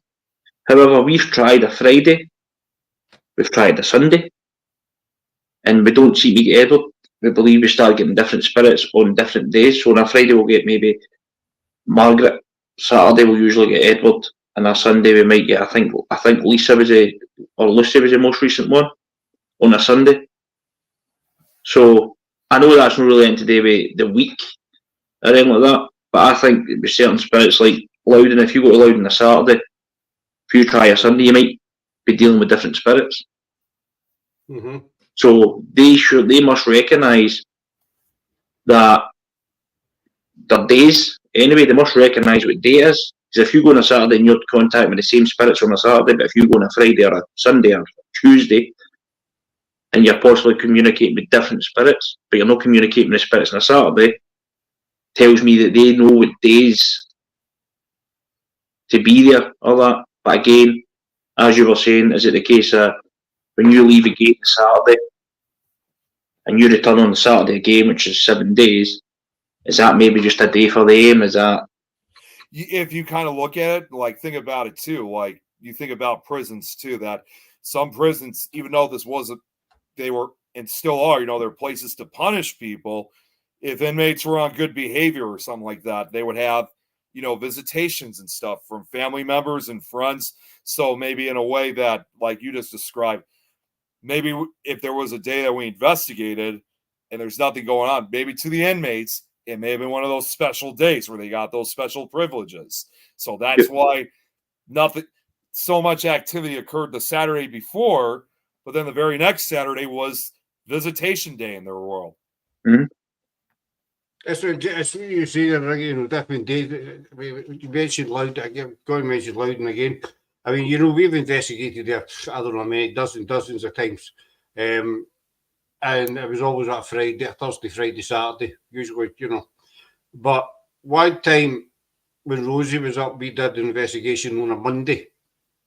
And we were standing at where the crypt is. We were stood there many times, and we've had various things, but this particular Monday, I got the strong smell. I had the headphones and the blindfold on, and I get the strong smell of perfume. I told one of the girls who came out and stood beside me, but that wasn't the case. They were over at the monument, which I don't know, is a good 10, 15 feet away, something like that. But it was a strong, and I got it 3 times, and I'd never, ever had that at all. And we've been doing Loudon for, I don't know, must be the best part of 3 years now. And it was just a strong, so it was a different day, and it was something completely new. But then you ask yourself, if our spirits only go on the Monday, when you smell the perfume, where do they go after the Monday? Yeah. Aye. What do they do? This is the other thing about the timing. It says it's 7 days, but So they must know some sort of time frame. They must know when it's a day that they go, or is it possible that they're always there, but maybe on a Monday they need some sort of permission? They need permission for somebody to communicate on a Monday. Somebody else just get permission to communicate on a Tuesday, or is it the Monday comes? They went right. We've been allowed in. See you later. Oh, right, Tommy, it's your turn. It's Tuesday. I'm away. Another place that would really, that might actually show that type of like schedule, if you will, and it's not a facility or like a prison or a mental health facility or anything like this, and it may be a little bit hard to believe too, and that might even extend to like, you can kind of say like children's playgrounds or parks, because we have unfortunately, it's nowhere near my area. It's like several hours down. It's down in southern Illinois, in a town called Murfreesboro. And Murfreesboro has a playground area that is known to be extremely haunted. Now, you think about it, there's not very much history on the park itself, but to give just a quick description, this also happened that same year, 1925, almost 100 years ago. Back in 1925, Illinois, we actually had one of the deadliest tornadoes in U.S. history. It was known as the Great Tri-State Tornado of 1925. It went through 3 states, through southern Missouri, Illinois, and Indiana. Illinois was the hardest hit, and it's the deadliest tornado in U.S. history. 695 people were killed by this tornado. So almost 700 people, and unfortunately, a majority of those victims were kids, because the day that this tornado struck, it was on March 18th. It was during a school day. And this tornado struck either when school was in session or when kids were just getting out of school. Now, the town of Murfreesboro and nearby town of DeSoto were among the hardest hits. I mean, there was well over 270 people alone were killed in these particular towns. Now, this playground that I'm talking about, this was where the majority of the kids sadly died, because, like I said, this was happening when kids were just getting off school, and unlike today, where a lot of the schools, modern day schools, are now have been built a lot more stronger to safely keep kids, and staff members sheltered during such a storm. They didn't really have that as much back in 1925, so it was pretty much a death trap in itself.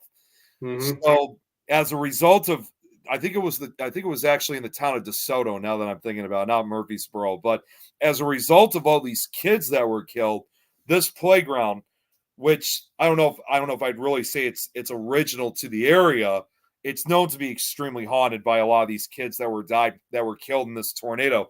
But it kind of gives that similar question too, when we were just describing about like certain times of the day or night that these spirits show up.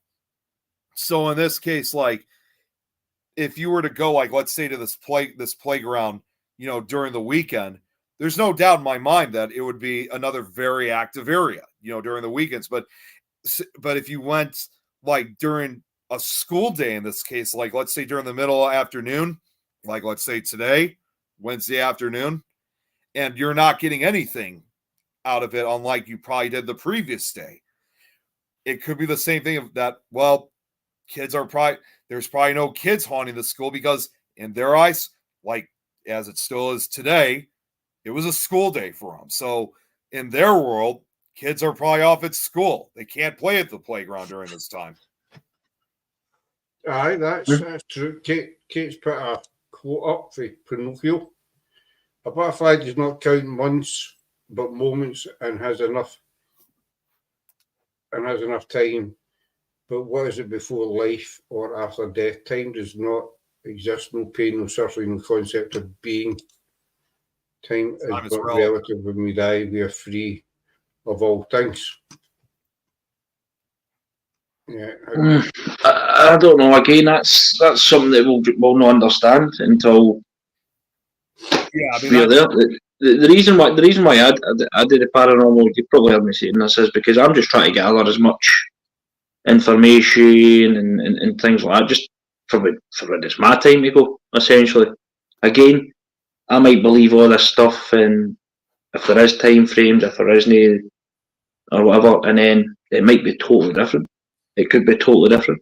It could be as your dream. It could just be black. I don't know. But personally, the reason why I date is for that, and I know for a fact it's just something that I'll never fully ever understand ever. I don't think anybody will fully understand it. That's what gets when these people say, I'm an expert on the paranormal and all that. What you think? No, you're not. No, you're not. Not at all. How can you be an expert on something that... The thing is, we could be totally wrong. We could all people that like truly believe and share that passion and their love for it and all the time in the world for it and things like that, we could be totally wrong. And what we believe. Well, if you guys have ever seen, you guys have probably seen me post this a number of times. Yeah, exactly, Robert. You know, you guys have probably seen in the past, like where I do kind of a music tribute for a paranormal investigator who's passed away. You guys have seen those, right? Mm-hmm. And I often use that song by Metallica, Nothing Else Matters. To me, that's an important song. I saw that from a funeral video, and I decided to kind of adapt that song into using it as kind of like the official song for paranormal investigators who passed away. And every time I always do say a few, give a little speech involving that investigator who's passed, I always end it the same exact way, because we're all looking, we were all looking for the same thing of wanting to know what it's like for life after death. But when an investigator has passed away, him or herself, I always end it with saying, now you can find all the answers we've been looking for. Mm-hmm. Very, very true. Very true. We'll find out one day. But I'm going to wind it up there, because that's around 40 minutes we've been on. Well, just before we do go, I had not forgotten. Speaking of jails and stuff, I finally found that footage, Scott. So, if you can stick it up without muting yourself or whatever the hell it is, it would. Well, unfortunately, it's not the full footage. It was when it was featured on Myth or Mystery, but it does show a good majority of the footage itself. So I'll share the screen, and you guys can check it out for yourself. So. Well, here, check this out. Well, I'll need to put it up on her. Video capturing a thick black mass engulfing the head of an investigator was captured at Old Lake County. So I'm just going to pause it for a second. You see this big shadow right here? Just give me a wee second. Like, I'm just going to put my brightness up. Okay, yeah, it's a little bit. I was going to say it is a little hard to see if you don't. You might need to raise the brightness up for that one. All right, I'll play it again. Thick black mass engulfing the head of an investigator was at Old Lake County Sheriff's House and Jail in Indiana. While in the sheriff's home, an area that was in the process of being renovated, the location shut down in 1975. After restoration, historical tours began in 2009. Shadow figures have been seen drifting in and out cells, and disembodied voices and footsteps are often heard. Only one camera captures a black mass descending from the ceiling. No one noticed it but the cameraman, who continued filming as the mass covered the head of the investigator. Immediately after they finished, he insisted on reviewing the footage. The team was unable to explain or debunk the shadow. Yeah, they'll show it in slow motion now.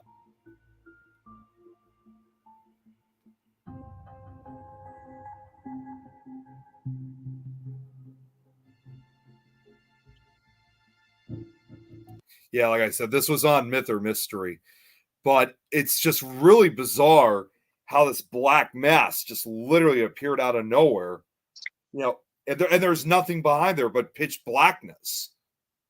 See, the thing with Nick as well, I mind you saying, the gentleman that was looking at it said, is it possibly maybe your finger on the lens? But when you look back at it, if it was your finger on the lens, it would have covered the woman that's in the shot there. It would have covered part of her head as well. But you can see that it's behind her. Yes, it is. In fact, go on. What were we saying, Rigga? Sorry. All right. I'm saying with the finger on the lens, obviously the gentleman that was saying to you, is it possibly the finger that was on your camera lens? and you said no. But if it was, then the shadow would have covered the woman that's in the shot now. But when you look at the footage, you can see that the shadow covers the man's head and then goes behind the woman. If it was your finger, it would have covered part of that woman as well. I'm just going to stop the screen for just a second, then I'll put it back up. This is the actual. Here, wait. I'm going to have to turn off the green screen because it's kind of blocking it.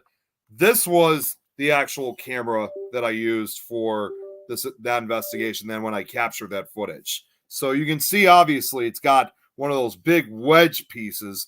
So, and of course, just the typical hand piece that you would hold the camera. So there was absolutely no reason for me to have my fingers anywhere close to the lens. It's really bizarre. Now, unfortunately, I wish they could have showed the full footage because that black mass that appears, it literally covers his head for like a full minute and a half before it finally goes back up. But the weirdest thing is, it seemed like maybe 15, 20, maybe 30 seconds later, that black mass came back down a second time and literally was in the same position of where the guy was. But unlike the first time, it was only up there for maybe, it was down for maybe another couple, maybe 20 seconds at the most. And then it shot back up into the ceiling and it was gone completely then. Now, I know some people have often asked, like, sorry, I don't know what's going on.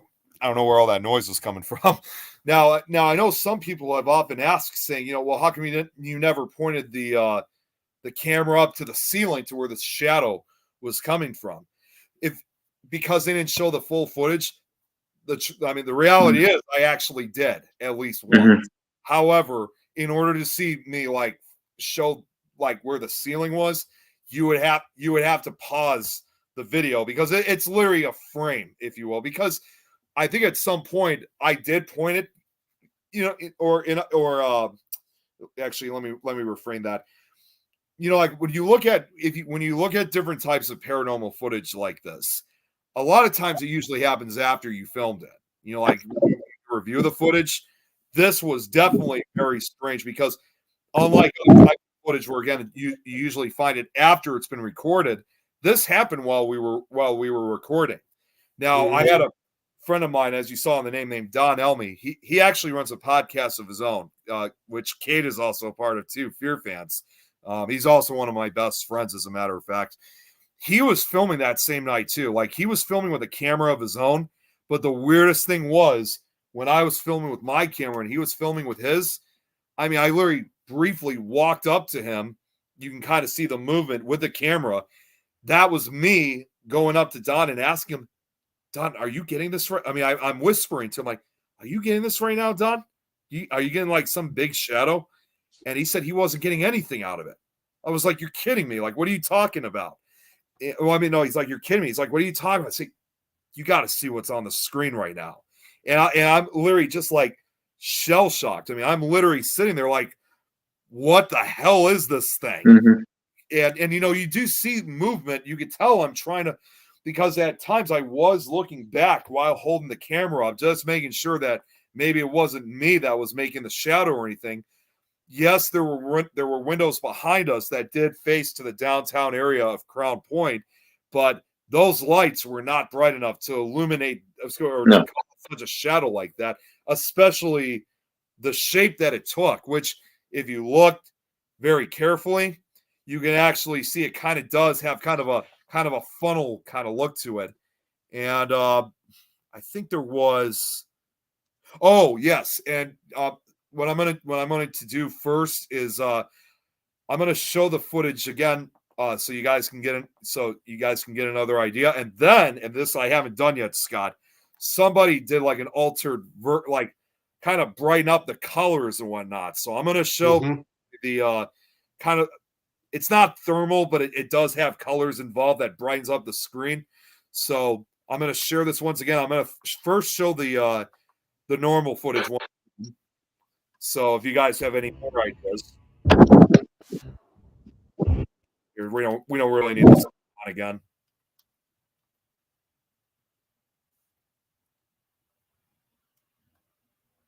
Oh wait, hang on. I went a little too far. There we go.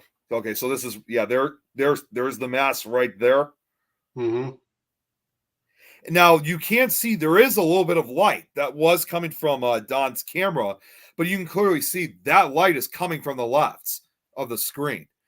That shadow, there would be no reason for a shadow like that to form because you can clearly see because like right here, you can see this is Sandy. That's the owner of the jail.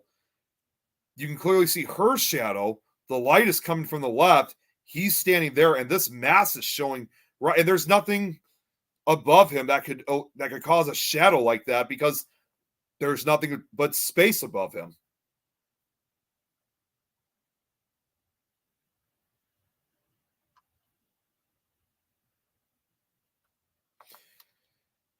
So yeah, to this day, I've yet to have ever come across anyone who's ever debunked this footage.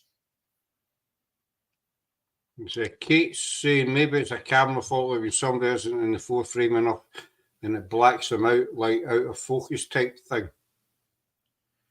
Well, okay, so now I'm going to show now is now I'm going to show the kind of enhanced look to it. Like I said, this was from the Myth or Mystery show, so don't mind all these other folks that are on this video. So here's what they said. Ryan. Oh, and he has it up on the screen. Look out, folks. No, it's not mine yet. Throw mine up. Oh, sorry. here's the other I one. can never tell. There. Mine is one that says windowed. All right, I'm gonna play it through here. You're gonna see it cover the face. This is when it first comes in. I just took a clip of when it first comes in, so you can see that. And then because it's dark, it was hard to see and everything. So I went through and I'm gonna play an edited version here, and I'm gonna slow it down. First time it's gonna be in what we would call full spectrum, which is basically all the colors. And then I'm gonna play it in inverted, so anything black is gonna be white. And then I'm going to play it in black and white. A couple of these, you can really see it come through. So this is full spectrum. See it come down from the ceiling there and cover them. Wow. And now this is inverted. So it's going to be really white because it was really black. I'm just going to pause this for a sec. Now, when he showed these edited versions, I was blown away by this. I was not expecting it was going to look like this. And then we're going to go black and white here.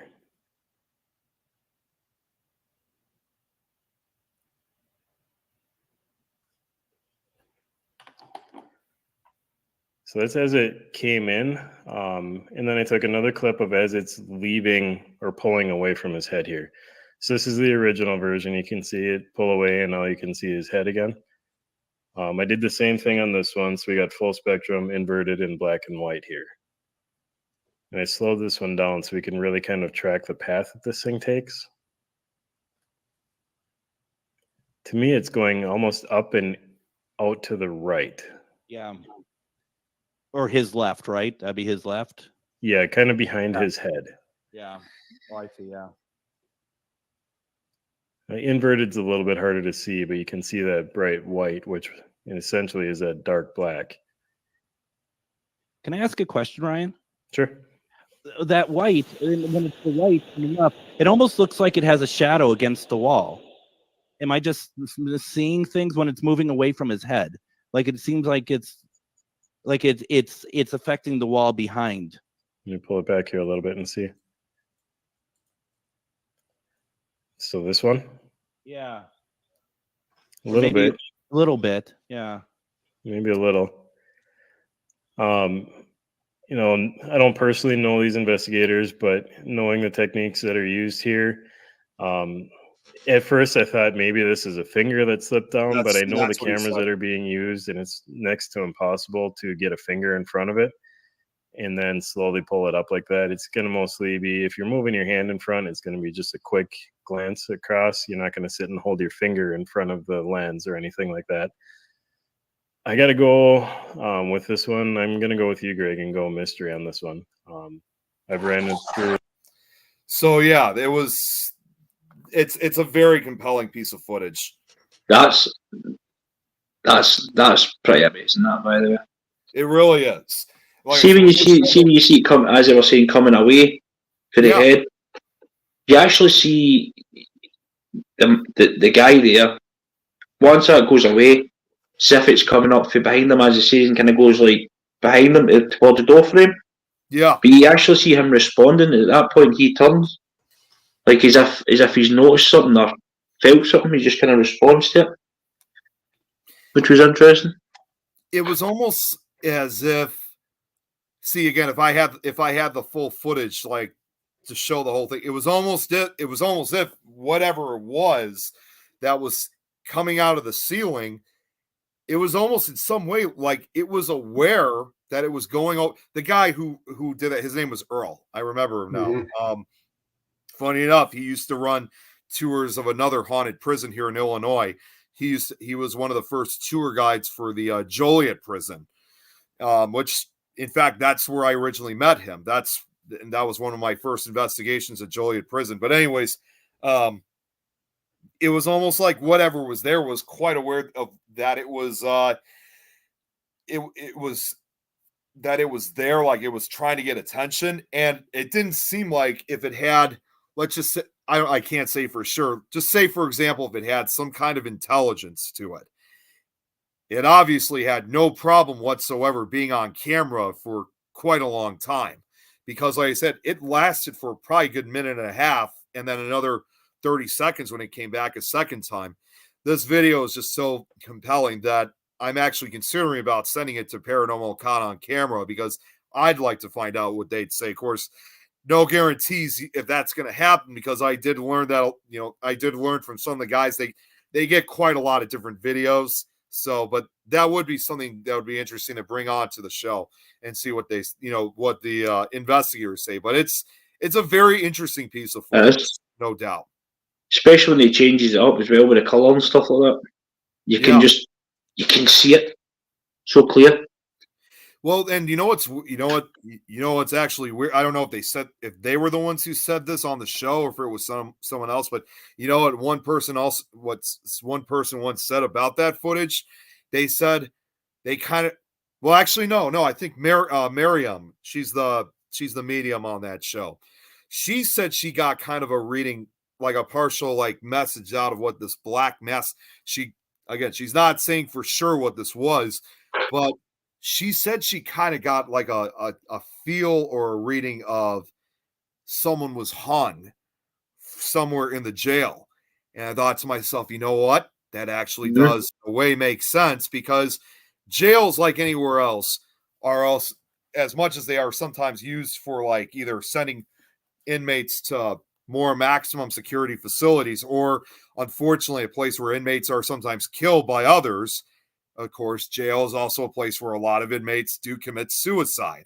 So could have been possible. Maybe there was because part of the jail, it was kind of both a juvenile and adult facility. You had the juvenile section on the top floor, and then further down you had the adult floor. And then of course you also had the kind of super maximum security area for the most dangerous inmates for the state of Indiana. And I just think to myself, maybe somebody was hung while the jail was still in operation. But and the fact that she said that, and looking at that footage of this black mass coming from the ceiling, again, that kind of made sense to me in some way. Of course, we can't say for sure, but it's definitely a very, very good possible theory of what that could be. Aye, definitely. It's a really good piece of footage. Just what you're saying about Paranormal Con camera. If you want now, I can contact Kate Sherrill. We've had her on a couple of times. She does Paranormal Con camera. Really? Okay. She also did the show with Jack Osborne. I don't know if you've seen it. Oh, yeah. Investigating. We've had her on a couple of times, and she does Con camera as well. I can get in touch with her, and that would be great. Among the others that I've contacted with Paranormal Con on camera, I've also spoken with three of the other guys on the show. I've spoken with Brian J. Cano, Aaron Sagers, and Ronnie LeBlanc. I always have problems saying his last name, but I've spoken to them. They're also interested in checking it out themselves. But yeah, if you can get a hold of Kate, that would be fantastic. I will. I'll drop her a email tomorrow and put her on to you. And she might show it. I don't know, but I'll make her aware and tell her how to get in touch with you. But I'm going to wind up there, guys. That's 2 hours we've been on. 2 hours. I mean, and my wee ears are starting to burn with these headphones. It's been a really good show, I have to admit. I know, always has been me, but innit, you can tell Lois that as well. Make sure you tell her. I had to get that bit in there. But no, I'm going to get you back again, and you, Rigga, as well. I'll get you back. Yeah. Don't worry. Know what I mean? Thanks, Kate Doll. So before we wind up, where can people find you? You want to go first, Rigga, or do you want me? Our main source is Facebook. We have got YouTube. However, most of our stuff goes on our Facebook page, Scotland's Paranormal Investigations Group. So anybody's watching, cares to go and check us out and stuff, then you're more welcome to come and join the page and be part of the SPIG family. So that's where you'll find us. And you can find me on even though I'm on multiple different networks, the main one I'll just throw in, obviously, is undoubtedly the Things Network. You could find me there. And I just recently found out, I believe, if I'm correct, because we're on all different types of platforms. We're on Facebook, YouTube, Twitter, Twitch, LinkedIn, Instagram. We also, not too long ago, got a Rumble account. And I believe today, I think we just got accounts set up on TikTok. So we're kind of all over the place. We're on TikTok. So that's where you can find these two guys. I got that right, didn't I? Yeah, you got it. I got it. I nailed it. It's only took me 4 years, but I've done it. Scott, you just poked me in the heat. Before I forget, because since Kate's still watching, you could also find me with her playing golf on certain nights. I noticed a wee comment there. Thank you, handsome Rigga, didn't I? But I'll let that one slide. So hey, that's it. You forgot to mention Scott again, Kate. What can I say? My friend? You know, I know I'm handsome. I don't need to be told. And Robert too. Yeah, don't forget him. Yeah, Robert's part of the golf games as well. Don't forget Robert. Robert. So a big thank you to these. I'll talk only just for a couple of seconds after we come off as usual. So a big thanks to these two gentlemen. No, I can't hear it. Thanks for having us on. Yeah, it was definitely a pleasure. For coming on. I know I'm handsome, kid. I don't need told. I just look in the mirror every morning, but like that, still got it. You know, tiger. You know, stuff like that. You look in the mirror and go, I do look like a thumb. I do look like a big toe minus the nail. I'll let that one slide. So that's it, folks. We're not live again till the 24th. We've got a special show with Dominica Herrera. She's coming back on. It'll be strictly paranormal. We're going to be talking about when she's been out. She's an actress and model. She was on about 3 weeks ago with John Ozuna. John can't make it this time due to other commitments, but he is coming back in October. We've got a special show featuring his new movie, The Bouncer. And hopefully Costas will be joining us in that one. But Rigga is like cringe. Aye, well, just before we go, I need to point this out. Rigga, turn your head to the side.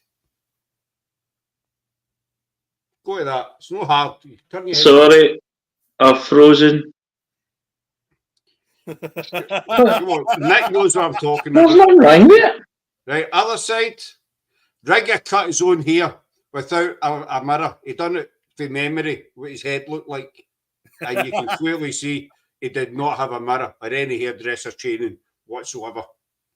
I mean, one of your cats could have done a better job, probably. You know, that's all I'm saying.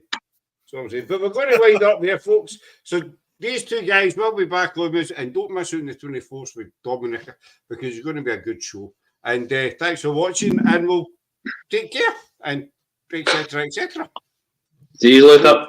Bye. Bye.